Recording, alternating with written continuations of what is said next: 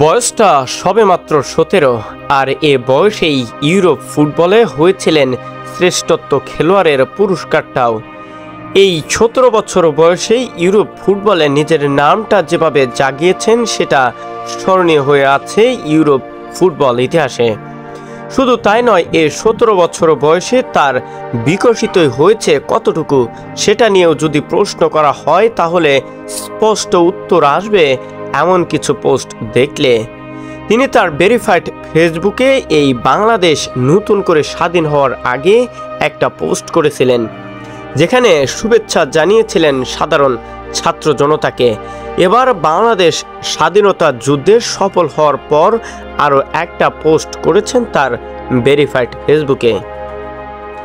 তিনি তার ফেসবুকে পোস্ট করে লিখেছেন, we all waiting to see new Bangladesh.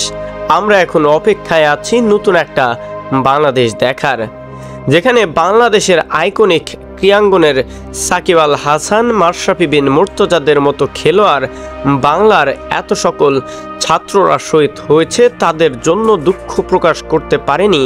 আর ভিন্ন দেশের একজন ফুটবলার হয়ে বাংলাদেশের জন্য শোক প্রকাশ করেছেন তার ভেরিফাইড ফেসবুকে।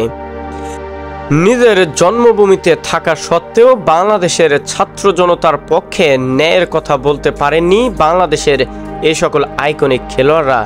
আসলে তাদেরকে তো আসলে বলা যেতেই পারে এক প্রকার বোবা শয়তান।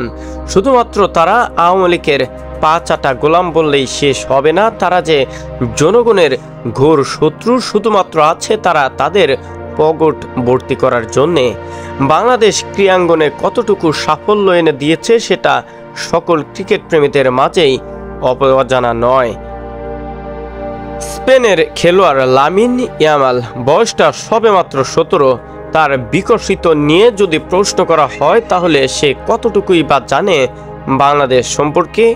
এরপরেও বাংলাদেশকে নিয়ে বারবারই পোস্ট করেছেন তার ভেরিফাইড ফেসবুকে এবং ছাত্রদের পক্ষেই কথা বলেছেন 17 বছর বয়সী এই ফুটবলার তারকা লামিন ইয়ামাল।